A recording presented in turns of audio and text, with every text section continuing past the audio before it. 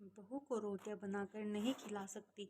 पता नहीं किस जन्म की दुश्मनी निकाल रही है मुझसे। ऐसी छुई मुई बनकर बैठी रहती है जैसे मेरे आने से पहले 8-10 नौकर चाकर आगे पीछे फिरते रहते थे।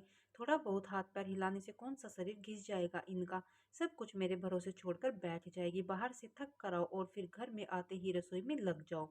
वंदना खींचते हुए अपना सारा गुस्सा रसोई के बर्तनों पर निकाल रही थी। वंदना एक पढ़ी लिखी लड़की थी। उसका सपना था कि वो अपने पैरों पर खड़ी होगी। उसने नौकरी के लिए कई जगह आवेदन भी दे रखा था। इसी बीच जब उसके लिए अनिकेत का रिश्ता आया तो उसने साफ साफ कह दिया कि वो शादी इसी शर्त पर करेगी कि शादी के बाद उसे अच्छी नौकरी मिली तो कोई उसे नौकरी करने से नहीं रोकेगा। आखिर इतना पढ़ने लिखने के बाद वो घर पर नहीं बैठ सकती। अनिकेत और उसके घर वालों को इस बात से कोई आपत्ति नहीं थी कि उनकी बहू नौकरी करेगी, इसीलिए दोनों तरफ से खुशी खुशी ये रिश्ता तय हो गया। शादी के कुछ दिनों बाद ही वंदना का ज्वाइनिंग लेटर आ गया। जिस दिन वंदना ने अपने ससुराल वालों से कहा था कि वो अब नौकरी करेगी तो उसकी सास रुक्मणी जी ने सारे परिवार के सामने कह दिया था, बहू नौकरी करे इससे मुझे कोई आपत्ति नहीं है। मैं ये भी नहीं कहूंगी कि वो पहले सारे घर का काम करे फिर नौकरी पर जाए, लेकिन मैं भी अब पहले की तरह पूरा घर नहीं संभाल सकती। मुझे सब कुछ मंजूर है, लेकिन मुझसे ये उम्मीद मत करना कि मैं बहू को रोटियां बनाकर खिलाऊंगी। मुझे पता है कि अगर मैं एक बार इस भंवर में फंस गई तो जिंदगी भर नहीं निकल पाऊंगी। उस वक्त सबको रुक्मणी जी की बातें सुनकर हैरानी तो हुई थी। उनके पति ने तो ये भी कहा कि मुझे नहीं पता था कि मेरी सीधी सादी सरल पत्नी भी सास बनते ही अपना रूप बदल लेगी। लेकिन इन सब बातों का रुक्मणी जी पर कोई असर नहीं हुआ। वो तो अपनी जिद पर अड़ी रही। खैर, वंदना को तो नौकरी करनी ही थी, क्योंकि घर के थोड़े से काम के लिए वो अपनी इतनी अच्छी नौकरी तो नहीं छोड़ सकती थी। वही उसके पति और ससुर जी ने भी नौकरी की इजाजत दे दी थी, तो फिर कहाँ रुकने वाली थी। इस समस्या का हल ये निकाला गया कि घर के कामों के लिए एक काम वाली और खाना बनाने के लिए कुक रख ली गई। खाना बनाने वाली सुबह और शाम का खाना बनाकर चली जाती। वंदना का काम था ऑफिस से आकर बस खाना परोसना। यूं ही दिन निकल रहे थे।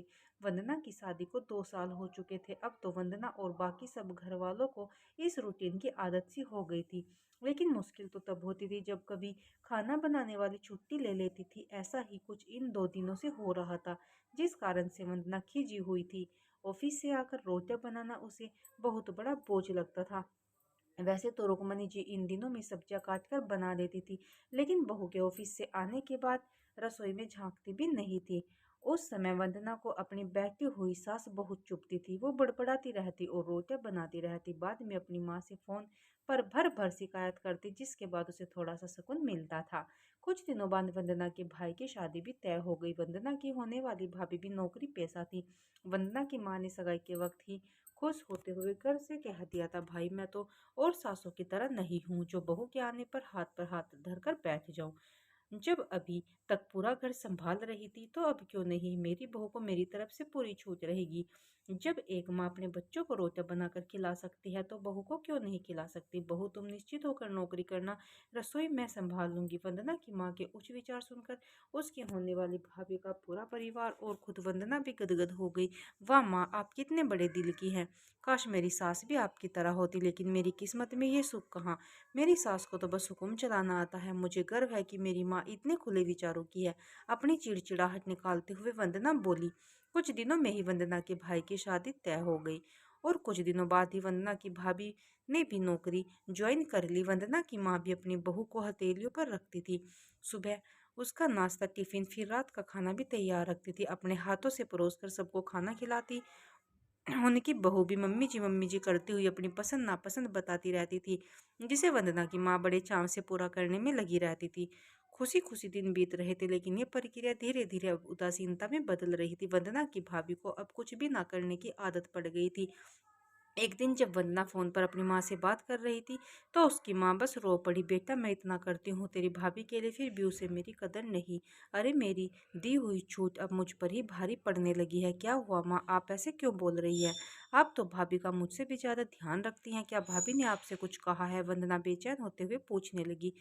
कुछ क्या बेटा, अब तो सब कुछ वो मुझे ही कहती है। ऑफिस से आने के बाद एक गिलास पानी के लिए भी मुझे आवाज़ देती है। नाश्ते में थोड़ी देर हो जाए तो मदद करने की बजाय गुस्सा होकर यूं ही बिना खाई चली जाती है। आखिर मेरा भी कुछ आत्मसम्मान है या नहीं? मैं तो उसके लिए बस कामवाली बनकर रह गई हूँ।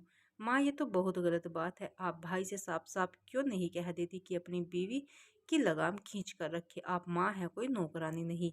भाभी नौकरी करती है इसका मतलब ये नहीं कि आप पर हुक्म चलाएगी। गरजते हुए वंदना बोली, किस मुंह से कहूँ बेटा? पहले तो खुद मैंने ही आगे बढ़कर कुल्हाड़ी पर अपना पैर दे मारा, फिर शिकायत किससे करूं? तेरे पापा ने तो कहा भी था कि बहू को ज्यादा छूट दोगी तो बाद में पछताओगी, लेकिन मैं ही बड़ाई की भूखी थी जो अपनी बहू को सर पर चढ़ा लिया। एक बात कहूँ बेटा, तू चाहे अपनी सास को कुछ भी कहे, लेकिन समधन जी का ये फैसला सही था कि वो बहू को रोटियां बनाकर नहीं खिलाएगी। एक बार वो सबकी नज़रों में बुरी अक्खड़ सास तो बन गई, लेकिन आगे के लिए कम से कम अपना आत्मसम्मान तो बचा लिया। अब ना तो उसे कोई ताना दे सकती है। काश मैंने भी शुरू से ही ये घर गृहस्थी की पूरी जिम्मेदारी अपने सिर पर लेने से इनकार किया होता तो आज मेरा ये हाल ना होता। माँ की बातें सुनकर वंदना निस्बत हो गई।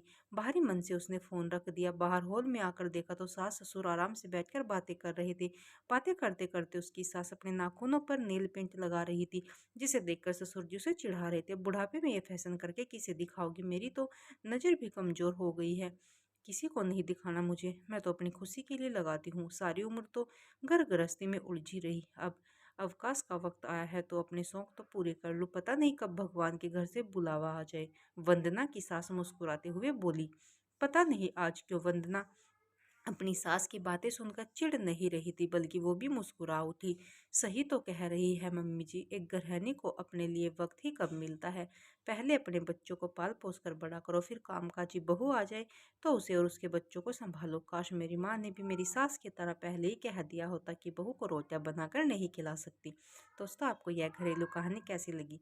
प्लीज़ कमेंट में ज़रूर बताइए और हमें चैनल को सब्सक्राइब करके हमें सपोर्ट जरूर कीजिए।